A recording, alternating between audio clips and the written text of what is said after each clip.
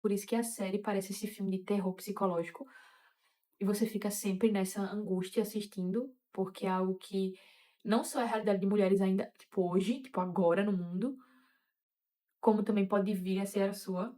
Esse não é exatamente o formato que eu queria fazer esse vídeo, mas eu sinto que se eu não fizesse ele agora, ele não quer sair. Eu não consigo dormir porque eu preciso falar mais sobre essa série. Eu terminei ela ontem, Os Testamentos, da Disney Plus. Quem já viu vai entender que você, assim que termina, durante todos os episódios, na verdade, em todos os momentos, você quer falar com alguém, discutir sobre, porque é tão impactante, é tão bem feito. Assim que eu terminei, eu já pedi os 2 livros, que é o Conto da Aia, que é o primeiro, que eu já assisti, inclusive, nunca terminei, vou falar um pouquinho mais sobre isso. Esse daqui é o primeiro, eu acho belíssimo essas capas. E esse daqui é um dos testamentos. Eu quero fazer outro vídeo falando sobre as minhas impressões, depois que eu ler os livros, obviamente, né, e comparando com a série, mas eu queria muito trazer o primeiro impacto e essa impressão e meus pensamentos, sendo uma pessoa que não leu ainda os livros. Não sabia de absolutamente nada dessa série. Minutos antes eu fui descobrir que a protagonista, né, tipo, a história de fato dessa série é baseada na filha, né, em Hannah, na filha de June, do Conto da Aia. E eu como uma pessoa aí que tá, vou trazer um pouquinho do histórico da minha relação com a série, né, o Conto da Aia. Eu comecei a assistir ela em 2017, 2018, logo quando ela lançou, eu já comecei a assistir. Acho incrível a série, as atuações, o plot e tudo. Foi uma série que me fez pensar muito, refletir muito, entender. Eu era bem mais nova, né, eu tinha 17 anos, 18 anos, então me fez refletir muito sobre as temáticas que a série trazia.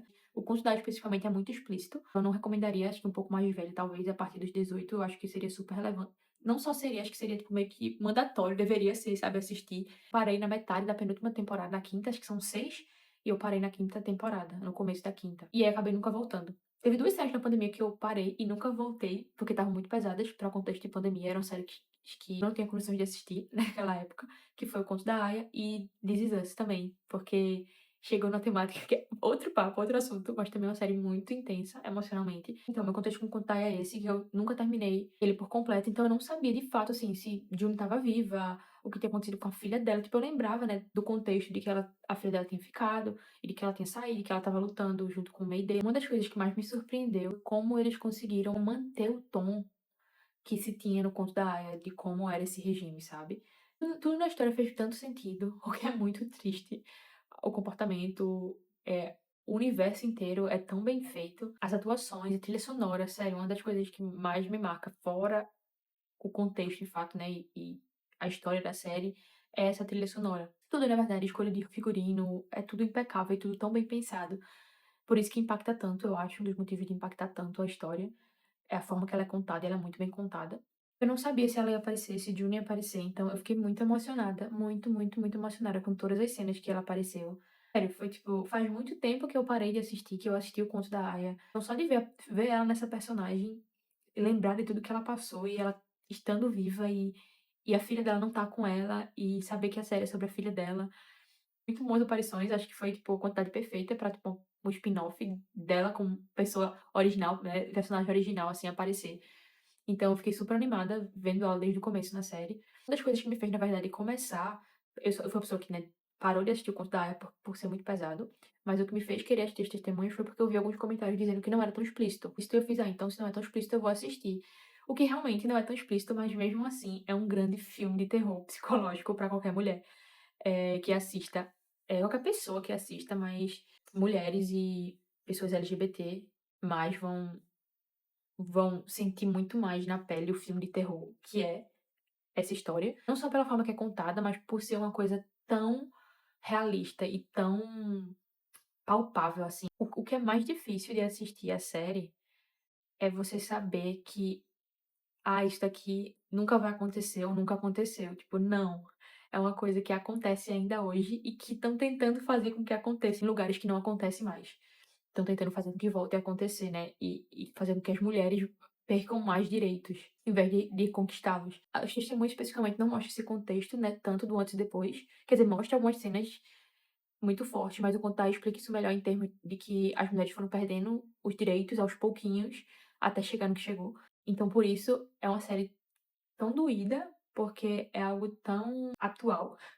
Nesse sentido de ir aos poucos tirando cada vez mais direitos das mulheres. O que é muito louco saber que coisas que eram pra, tipo assim, ai, nossa, finalmente esse direito existe, agora eu tô segura nesse aspecto, e não, não tá. porque tem pessoas querendo reverter tais direitos.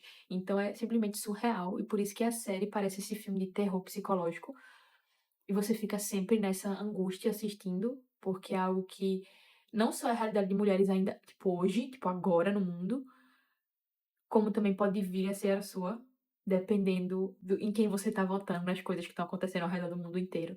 Então é bizarro, bizarro nesse sentido, mas muito importante e relevante pra fazer com que você pense. Fazia muito tempo que eu não pensava, eu não ficava revoltada pelo fato de que no Brasil não existe aborto legalizado da forma que deveria existir. Fiquei: "Nossa, por que que eu não penso isso faz muito tempo?". Inclusive tem leis agora estão tentando ser aprovadas para tirar o pouco desse direito de aborto que existe, né, em casos específicos, tá tentando ser reduzido.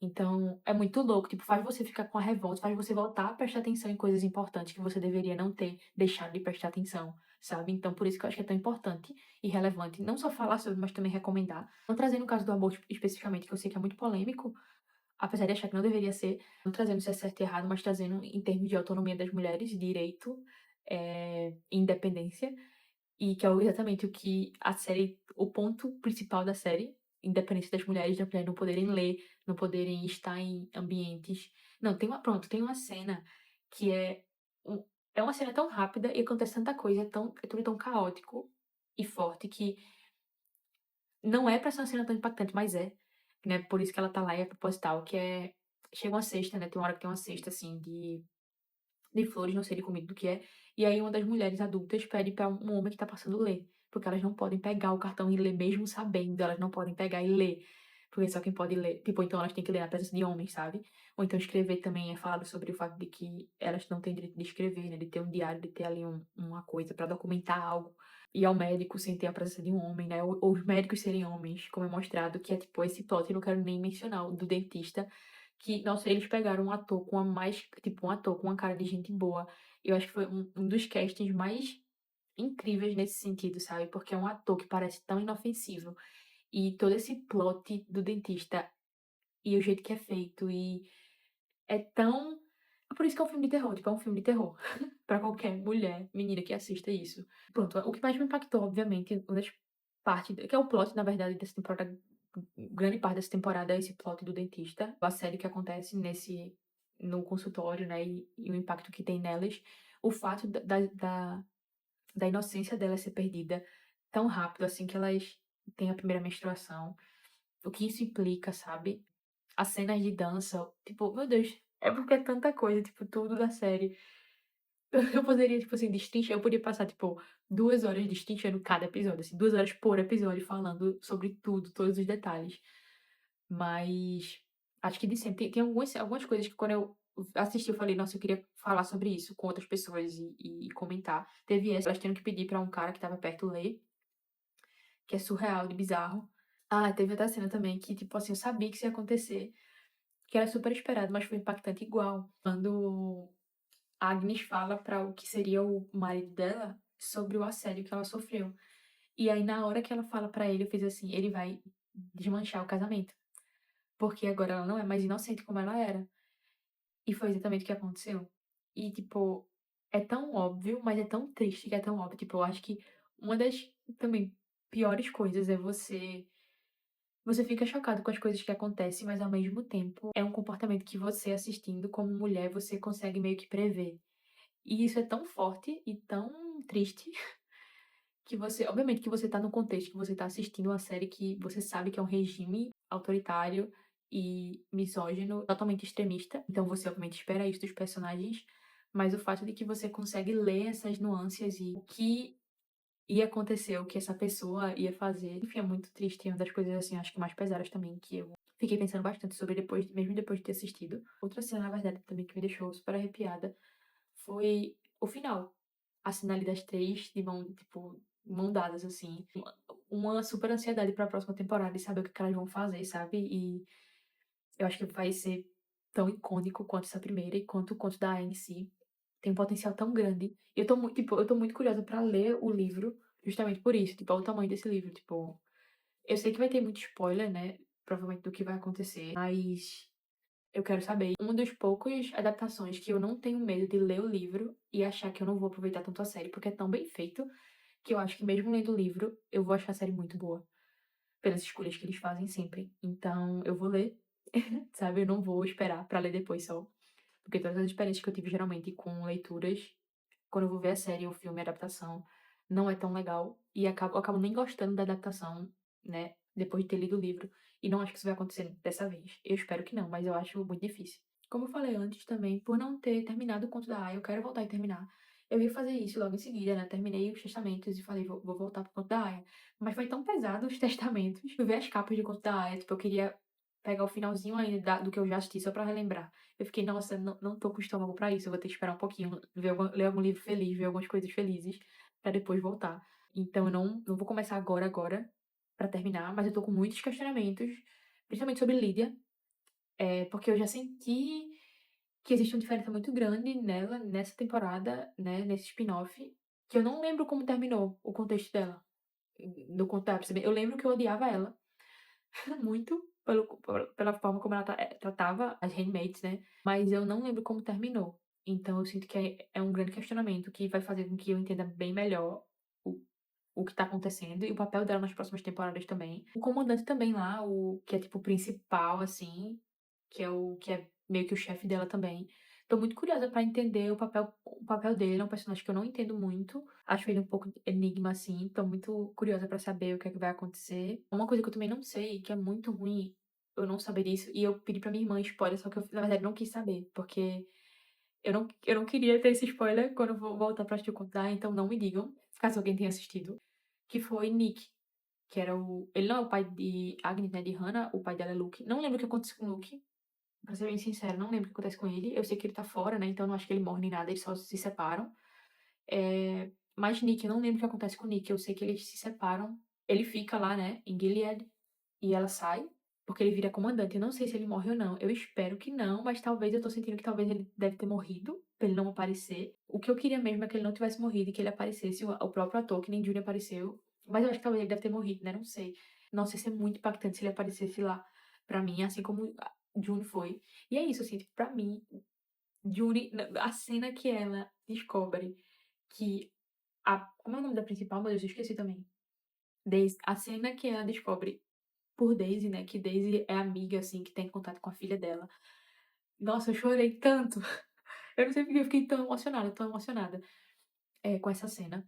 Pela narração da série, tipo, mostra que vai existir o reencontro das duas, né? Eu tô muito ansiosa pra ler o livro também por isso, pra saber o que acontece, qual é o final, desfecho que a autora deu, quis dar pra isso, pra essa história, sabe? Mas eu acho que com certeza vai ter um momento que elas vão se reencontrar e tô muito ansiosa pra ver isso. Quero reassistir o Conto da Aia, então eu vou reassistir. Não sei se do começo, eu não sei se eu tenho estômago pra ver aquela primeira, segunda temporada de novo, pra ser bem sincera, já que eu também já vou ler o livro, sabe? Então eu acho que lendo o livro não vai ser necessário começar do zero. Acho que talvez eu volte na quarta temporada, então faça a quarta, quinta e sexta, antes da segunda dos Testamentos. Vocês viram também que a autora, eu ia falar Thatcher, Margaret Atwood, ela aparece nessa série. Eu lembro que ela aparece no Contato também, não lembro quando, mas eu lembro que eu acho que tem alguma cena dela. Nessa temporada ela aparece também. É uma cena quando o Lily tá indo visitar a menina que foi presa, né? Foi pega pelo The Eyes. Tem uma senhora que aparece, que é justamente a autora, falando pegue leve com ela, uma coisa assim, enfim.